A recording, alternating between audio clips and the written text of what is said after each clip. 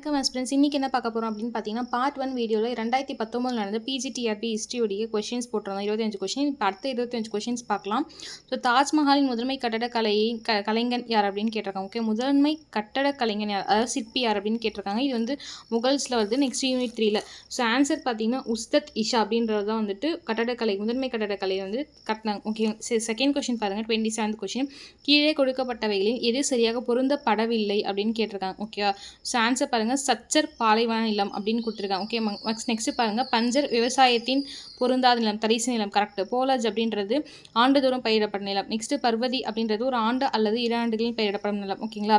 So next question பாருங்கள், கீழே கொடுக்கப்பட்டவர்களில் ஜிஸ்யாவை பற்றிய வாக்கியங்களில் எது சரியானது அல்ல அப்படின்னு கேட்டிருக்காங்க. ஸோ இந்த மாதிரி கொஷின்ஸ்லாம் நல்லா பார்க்கணும். ஸோ இது வந்து பாருங்கள், ஸோ ஜிஸ்யாவை பற்றி எது காட்டினா, அவுரங்கசீப் மீண்டும் சுமத்தினார் அப்படின்னு கேட்டிருக்காங்க. 1657. இதான் வந்துட்டு சரியானது அல்ல. மற்ற எல்லாமே கரெக்டு. ஜிஸ்யா வரி முஸ்லீம் அல்லாதவருக்குமே விதிக்கப்படும். கரெக்டு. ஆரம்பத்தில் பிராமணர்களுக்கு விலக்களிக்கப்பட்டது, அதுவும் கரெக்டு. 1720 முகமது ஷா இதை ஒழித்து, அதுவும் கரெக்டு. ஸோ வந்து 1658. ஸோ இது ஏன் தவறு அப்படின்னு சொல்லிட்டு கீழே கமெண்ட் பண்ணுங்கள், என்ன மிஸ்டேக் பண்ணியிருக்காங்க அப்படின்னு சொல்லிட்டு.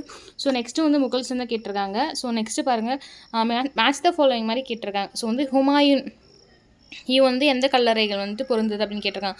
ஸோ ஹுமாயூன் அப்படின்னு பார்த்தீங்கன்னா ஃபஸ்ட்டு வந்து எதுக்கு பொருந்தும் அப்படின்னு பார்த்தீங்கன்னா டெல்லி. ஓகேங்களா? ஸோ அக்பர் பார்த்தீங்கன்னா வந்துட்டு ஆக்ரா. ஸோ ஜஹாங்கீர் பார்த்தீங்க அப்படின்னா லாகூர். அவுரங்கசீப் வந்து குல்தாபாத். ஓகேங்களா? So answer is C. So next பாருங்கள், ஹூ கம்பைல் அதிகிரந்தத்தை தொகுத்தளித்தவர் யார் அப்படின்னு கேட்டிருக்காங்க. ஆதிகிரந்தம் சொல்லுவோம் பார்த்தீங்களா, அது வந்துட்டு யாரோடைய, சீக்கியர்களுடைய, ஜெயினிசமுடைய நூல் அப்படின்னு சொல்லுவோம் ஆதிகிரந்தம். ஓகேங்களா?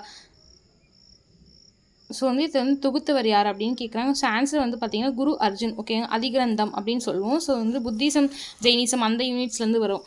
நெக்ஸ்ட்டு வந்துட்டு பதேபூரின் சுவாரஸ்யமான கட்டடங்களின் டேஷில் ஒன்றாகவும் கேட்குறாங்க. ஸோ வந்து பதேபூரில் நிறைய கட்டடம் இருக்குது, அது எது ஒன்று அப்படின்னு கேட்குறாங்க. பஞ்ச்மஹால் அப்படின்றது வந்து அது ஒன்று தான். ஓகேங்களா?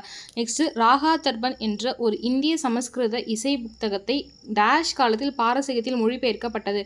ஸோ அப்போ அதுக்கு முன்னாடி வேறு ஒரு மொழியில் இருக்கும், சான்ஸ்கிரிட்டில் இருக்கும். சமஸ்கிருதத்துலேருந்து எந்த மொழியிலேருந்து பாரசீகம் வந்து ட்ரான்ஸ்லேட் பண்ணியிருக்காங்க. யார் பண்ணது அப்படின்னு பார்த்தா ஃபெரோஷா துக்ளக் பீரியடில் வந்து பண்ணியிருக்காங்க. ஓகேங்களா? ஸோ இது வந்து இதை பார்க்கணும், யூனிட் 2. ஓகேங்களா? இது வந்து டெல்லி சுல்தானேட்டில் unit 2 questions. So next question பாருங்கள், பின்வரும் கூற்றுகளில் கருத்துக. சரியான விடையை குறியீடுகளிலிருந்து தேர்ந்தெடுக்கப்பட்டு ஜமீன்தார்களிடம் காவல்துறை அதிகாரங்களை காரன்வாலிஸ் பிரபு பிறப்பித்தார், அதாவது பதித்தார். ஓகே, வங்காளத்தின் முதல் கவர்னர் ஜெனரல் ராபர்ட் கிளைவ் ஆவார். இந்தியாவின் முதல் கவர்னர் ஜெனரல் வில்லியம் பென்டிக் ஆவார் அப்படின்னு பார்த்தீங்கன்னா இது எல்லாமே கரெக்டாக. வங்காளத்தில் எப்படி கவர்னர் ஜெனரல் ஆவார் அப்படின்னு பார்த்தீங்கன்னா 1757 வந்துட்டு பிளாசி போர் நடக்கும் பார்த்தீங்களா, அந்த டைமில் வந்து அவர் தான் முன்னிறுத்தி போவார். ஃபஸ்ட்டு வந்து ஒரு அதாவது இந்த இது பார்த்தீங்களா, ஸ்டெனோலாம் பண்ணுவாங்க பார்த்தீங்களா, அந்த மாதிரி ஒரு ஆளாக வந்துட்டு வருவார். இல்லை டேக்ஸ் அதெல்லாம் வந்து ஸ்டெனோ பண்ணுவாங்க பார்த்தீங்களா, அந்த மாதிரி வந்துட்டு ஒருத்தர் வருவார். ஸோ அந்த மாதிரி வந்து டேக்ஸ் டிபார்ட்மெண்ட்டுக்குள்ளே வந்து தான் ஒரு பெரிய போர் படையே வந்துட்டு தளபதியாக கொஞ்சம் படிப்படியாக வந்துட்டு உருவாகுவார் ராபர்ட் கிளைவ் அப்படின்ற. ஸோ அதுவுமே கரெக்டு. ஸோ வங்காளத்துறை ஃபர்ஸ்ட் கவர்னர் தான். ஜமீன்தார்களிடம் காவல்துறை அதிகாரிகள் காரன்வாலிஸ் கரெக்ட் தான், அதுவும் கரெக்ட் தான். இந்தியாவின் முதல் கவர்னர் வந்து வில்லியம் பென்டிக் தான். ஓகேவா? ஸோ இங்கே பாருங்கள், 34வது கொஷின். மெட்ராஸ்லேருந்து ராபர்ட் கிளைவ் தலைமையின் துணைப்படை வங்காளத்தின் விரைந்தது. சிராஜுத் தௌலாவின் அமைதி இல்லாமல் ஆங்கிலேய கிழக்கிந்திய கம்பெனி கல்கத்தாவில் கோட்டையை கட்டினார். இது வந்து ஆன்சர் இது கரெக்ட்னா கூற்று சரி, காரணம் தவறு. ஓகேவா? சரி, நெக்ஸ்ட் கொஷின் பாருங்கள். ஓகே, யார் ராபர்ட் கிளைவ் பரலோகத்திலிருந்து வந்த தளபதி என்று அழைத்தார் அப்படின்னு சொல்லியிருக்காங்க. ஆன்சர் பார்த்தீங்கன்னா William Pitt. Okay, William Pitt. ஓகேங்களா? இவர் தான் வந்து ராபர்ட் கிளைவ் என்ன அப்படின்னு கூப்பிட்றாங்கன்னா பரலோகத்திலிருந்து வந்த தளபதி அப்படின்னு சொல்லுவாங்க. ஓகேங்களா? ஓகே, வாரன் ஹஸ்டிங்கின் ஜென்ம விரோதியாக இருந்த கவர்னர் கவுன்சில் உறுப்பினர் யாருன்னு கேட்குறாங்க. ஸோ ஆன்சர் வந்து ஃப்ரான்சிஸ் தான். ஏன் அப்படின்னு பார்த்தீங்கன்னா வந்துட்டு ஒரு போர் நடக்கும். இப்போ ஹாஸ்டிங் பீரியடில் வந்துட்டு எந்த போர் நடக்கும்னு சொல்லுங்கள், அதுவும் கர்நாடிக் போரில் வந்து எந்த போர் நடக்கும்னு சொல்லுங்கள். அப்போ வந்துட்டு ரொம்ப வந்து ஃப்ரான்சிஸ் வந்து தலைவலியாக இருப்பார் அவருக்கு. ஸோ நெக்ஸ்ட்டு பாருங்கள், சிக் மேன் ஆஃப் இந்தியா அப்படின்னு கூறுறவங்க யார்?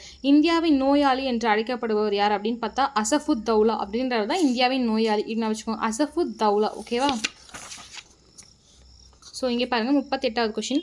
சமஸ்கிருத பைத்தியம் என்று அழைக்கப்பட்டவர் யாருன்னா சர் சார்லஸ் வில்கின்ஸ். ஓகேவா? சமஸ்கிருத பைத்தியம், சான்ஸ்கிரிட்டோட மேட் அப்படின்னு அழைக்கப்பட்டவர் சர் சார்லஸ் வில்கின்ஸ்.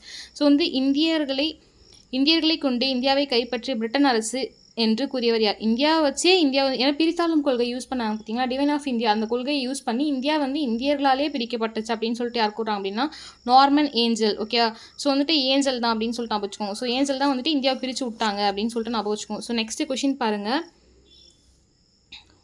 யூக்ரோஸ் யாரை மிக சிறந்த தைரியசாலியாக இராணுவ கிளர்ச்சி தலைவர் என கூறினார். ஸோ இது வந்துட்டு யூனிட் 6 அந்த மாதிரி இதில் வரும். இது வந்துட்டு ஐஎன்எம்ல வரும். ஓகேங்களா, ஜான்சி ராணி. ஸோ வந்து அந்த பீரியடில் வந்து ரோஸ் தான் வந்து அந்த இவர் இருக்காங்க பார்த்தீங்க, ஹியூக்ரோஸ் அப்படின்ற ஒருத்தர் ஒரு புக் எழுதியிருப்பார். அந்த புக்கில் வந்து ராணி லட்சுமி பாய் வந்து ஒரு மிகப்பெரிய வீராங்கனை அப்படின்ற மாதிரி சொல்லியிருப்பார். ஸோ நார்த்கோட் டிராவலியன் கமிஷன் எதனுடன் தொடர்புடையது அப்படின்னு கேட்டிருக்காங்க. ஸோ ஆன்சர் பார்த்தீங்கன்னா ஐசிஎஸ்க்கு பார்த்தீங்களா, அதோடய தொடர்புடையது. எதுனா நார்த்கோட். ஓகேங்களா.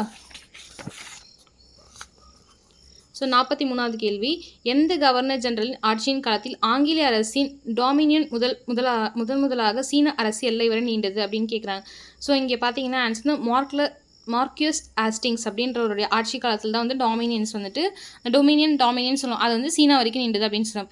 ஸோ கீழ்கண்டவற்றில் இது சரியாக பொருந்தியுள்ளது அப்படின்ற இது வந்து கரெக்டாக பார்க்கணும். பொருந்தி இல்லை. ஸோ அந்த ஆன்சர் டி பாருங்கள், குடை கித்மர் கான் அப்துல் காபர் கான் இதான் பொருந்தி இருக்கு. மற்ற எதுவுமே பொருந்தவே இல்லை. ஏன் அப்படின்னு பாருங்கள், இந்திய சங்கம் வந்து யாரால் ஆரம்பிக்கப்பட்டதுன்னு பாருங்கள். இந்த ரெண்டுமே வந்து சுரேந்திரஜி பானர்ஜியால் ஆரம்பிக்கப்படும். ஸோ கதர் கட்சி அப்படின்றது வந்து சோஹன் சிங் பக்னா அப்படின்ற ஒருத்தரால் ஆரம்பிக்கப்படும். எப்போ அப்படின்னு பார்த்தீங்கன்னா 1913 சில்லறையில். ஸோ 1876 சில்லறையில் லாஜா ராஜபதி ராய் வந்து சர்வன்ஸ் ஆஃப் இந்தியன் சொசைட்டி அப்படின்றத வந்து ஸ்டார்ட் பண்ணுவார். லாலா ஹர்தயாலில் இந்த கொஸ்டின்ஸ் ஆல்ரெடி வந்து டிஎன்பிசிலே கேட்டிருக்காங்க. ஸோ இந்தியன் சங்கம் ஆத்மராம் பாண்டுரங்க இல்லை. ஸோ ஆத்மராம் பாண்டுரங்க வந்து எந்த சங்கத்தை உருவாக்கணும் அப்படின்னு சொல்லிட்டு கீழே வந்து கமெண்ட் பண்ணுங்கள். ஸோ இது வந்து சுரேந்திரநாத் பானர்ஜியும் ஆனந்த் மோகன் மலவியான்னு சொல்லுவார் பார்த்தீங்களா, அவங்க வந்து உருவாக்கப்பட்டதான் இந்திய சங்கம் அப்படின்னு சொல்லுவாங்க. ஸோ நெக்ஸ்ட் கொஸ்டின் பாருங்கள், இடைக்கால அரசாங்கம். இது வந்துட்டு இடைக்கால வரலாறு தான் வரும், ஐஎன்எம்ல வரும். இடைக்கால அரசாங்கம் அமைக்கப்பட்ட பொழுது இருந்த வைஸ்ராயர் அப்படின்னு கேட்குறாங்க. ஸோ ஆன்சர் பார்த்தீங்கன்னா வேவல் பிரபு. ஓகேங்களா. ஸோ இடையில வந்துட்டு ரொம்ப வேவ்லென்த்தாக இருப்பா நமக்கு அப்படின்னு சொல்லிட்டு ஞாபகம் வச்சுக்கோங்க.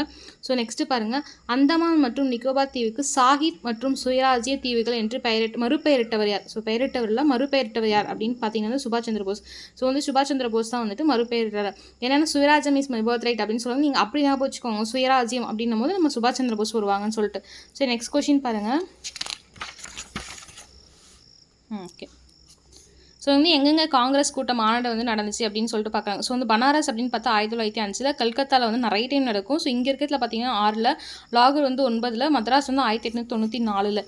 ஸோ நெக்ஸ்ட் கொஸ்டின் பாருங்கள், 48வது கொஸ்டின், 1857ஆம் ஆண்டு மாபெரும் புரட்சியில் பிரிட்டிஷாருக்கு உதவியவர்கள் யார் அப்படின்னு சொல்லிட்டு கேட்டிருக்காங்க. ஸோ வந்து ஆன்சர் பார்த்தீங்க அப்படின்னா வந்துட்டு 3 பேருமே ஹைதராபாத் நிசாம் உதவுவாங்க, பொபோலியன் பேகம் உதவுவாங்க, குவாலியர் சிந்தி வருவாங்க. கான்பூர் நானா சாஹிப் வந்து ஆக்சுவலாக வந்துட்டு அவர் என்னவா இருப்பார் அப்படின்னு பார்த்தீங்கன்னா வந்து நம்ம இந்தியாவுக்காக தலைமை தாங்கி ஒரு இடத்துல வந்து தலைமை தாங்கி வருவார். ஸோ நெக்ஸ்ட்டு பாருங்கள், மேட்ச் த ஃபாலோயிங் கேட்டிருக்காங்க. சரியா, வீர சுரேந்திர சாய் அப்படின்றது வந்து யார் அப்படின்னு பார்த்தீங்கன்னா சமல்பூர் மையங்கள், அந்த இடம் வந்து மையங்கள் தலைவர்கள் கேட்டிருக்காங்க. ஸோ நானா சாஹிப் சொன்னால் பார்த்தீங்களா, அவர் வந்து எங்கன்னா கான்பூரில் வந்து நமக்காக வந்துட்டு போராடுறாரு. குன்வர் சிங் அப்படின்ற வந்து ஜக்தீஸ்பூர். நெக்ஸ்ட் வந்து கான் பகதூர் கான் வந்து பெரைலி. ஸோ வந்து 50வது கொஸ்டின் பார்க்கலாம். கீழே கொடுக்கப்பட்டுள்ள கருத்தை கொண்டு சரியான விடையை குறியீடு மூலம் தேர்வு செய்கன்னு சொல்லலாம். ஸோ டல்லசி பிரபுவால் அவகாசியில கொள்கை, அதாவது டாக்டர் ஆஃப் லாப்ஸ் இருக்கலாம், அந்த மாதிரி அவகாசியா கொள்கை மூலம் இணைக்கப்பட்ட அரசுகள் அவை. ஸோ அது நிறைய கொள்கை இருக்கும். ஆக்சுவலாக ரொம்ப இம்பார்ட்டன்ட் கொள்கைனா டாக்டர் ஆஃப் லாப்ஸ் அப்படின்றத. இப்போ அதாவது என்ன அப்படின்னு பார்த்தீங்கன்னா, இப்போ வந்து ஒரு நாட்டுடைய மன்னர் இருக்காங்க அப்படின்னா அவங்களுக்கு வாரிசு இல்லை அப்படின்னு பார்த்தீங்கன்னா வந்துட்டு நீ அந்த வாரிசு அதை வந்து நாட்டை நாங்கள் எடுத்துப்போம், நீ வந்து தத்தெடுத்த குழந்தைங்களுக்கு கொடுக்கக்கூடாது அந்த மாதிரி சொல்லியிருப்பாங்க. அதனால் நிறைய வந்துட்டு பிரச்சனை ஒரு நிறைய இருக்குது. ஸோ வந்து மூலமாக வந்துட்டு எந்தெந்த அரசு பாதிக்கப்பட்டுச்சு, எதாவது இணைக்கப்பட்டுச்சு அப்படின்னு பார்த்தா ஆன்சர் வந்துட்டு என்ன அப்படின்னு பார்த்தா சி. ஓகேங்களா. சியில் வந்துட்டு என்ன இருக்குது, 3 and 4. ஸோ வந்து ஜெய்ப்பூர் குவாலியர் ரெண்டுமே. ஓகேங்களா. So 50 question. ஸோ நாளைக்கு வந்துட்டு நம்ம மீதி 25 பார்ப்போம். இது ஆல்ரெடி ஒரு சிஸ்டரை வந்து கேட்டிருந்தாங்க. யூனிட் 2 வந்து ஆல்ரெடி போட்டோம் மேம். நம்ம வந்துட்டு ஆல்ரெடி சிலபஸ் வந்து தமிழ்லேயே போட்டிருக்கோம். ஸோ நாளைக்கு வந்து மீதி 25 கொஷின்ஸும் 4th யூனிட்டோடைய சிலபஸும் வந்து நம்ம உங்களுக்கு தமிழ் அப்லோட் பண்ணுறோம். அண்ட் தென் வந்துட்டு மேம் 2022 கேட்டிருந்தீங்க. லாஸ்ட்டாக 2019 வரைக்கும் தான் இந்த எக்ஸாம் நடந்ததுன்னு நினைக்கிறேன். நான் சர்ச் பண்ணி உங்களுக்கு அந்த கொஷின்ஸும் அனுப்புகிறேன். இந்த மாதிரி சப்போர்ட் பண்ணுங்கள், சப்ஸ்கிரைப் பண்ணுங்கள். நமக்கு இந்த மாதிரி நிறைய வந்துட்டு நம்ம எஜுகேஷன் பேப்பரும் நம்ம வந்து மெத்தடாலஜி, எஜுகேஷன், சைக்காலஜி இந்த பேப்பர்ஸுமே நம்ம ஸ்டார்ட் பண்ணலாம்.